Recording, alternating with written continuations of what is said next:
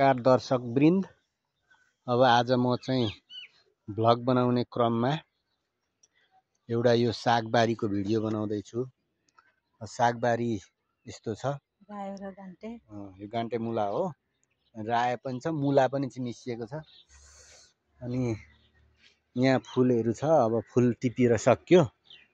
अब यहाँ लसुन छ, लसुन उम्रिन थालेको छ भर्खर, लसुन उम्रिएको छ। अब लसुन पनि छ। अनि यहाँ अब यसरी चौसुर, पालुङ्गो अनि मुला लगायत थुप्रै, तोरीको साग भर्खर फुल्न सुरु गरेको छ। तोरी एकदम राम्रो भएको छ हाम्रो बारीमा। अब तोरीको साग खाइयो। अब यसलाई चाहिँ हुन दिएर, यसलाई छोडिदिएर अब यसलाई पकाउने हो। यो तोरीको साग एकदम राम्रो भएको छ यहाँ बारीमा। पुरा तोरी पछि अब यहाँ लहल तोरी फुल्छ, पहेँलैसँगले तोरी फुल्छ अनि बहुत राम्रो देखिन्छ।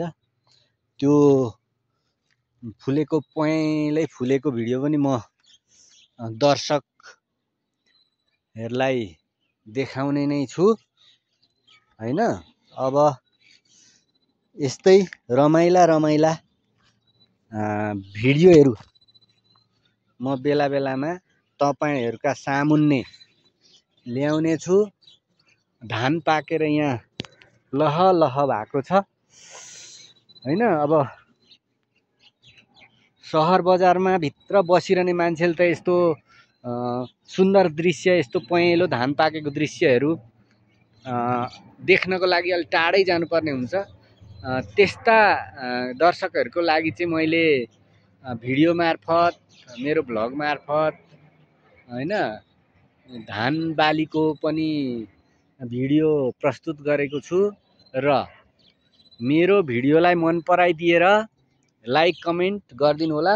र यस्तै भिडियोहरू अरु हेर्नका लागि र मलाई प्रोत्साहन गर्नका लागि मेरो च्यानललाई सब्स्क्राइब गरिदिनु होला, कमेन्ट गरिदिनु होला भिडियो कस्तो छ, कस्तो लाग्यो भिडियो।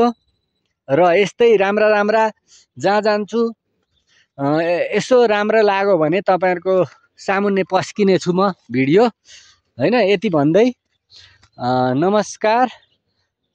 सब्स्क्राइब गर्न नभुल्नु होला ल। र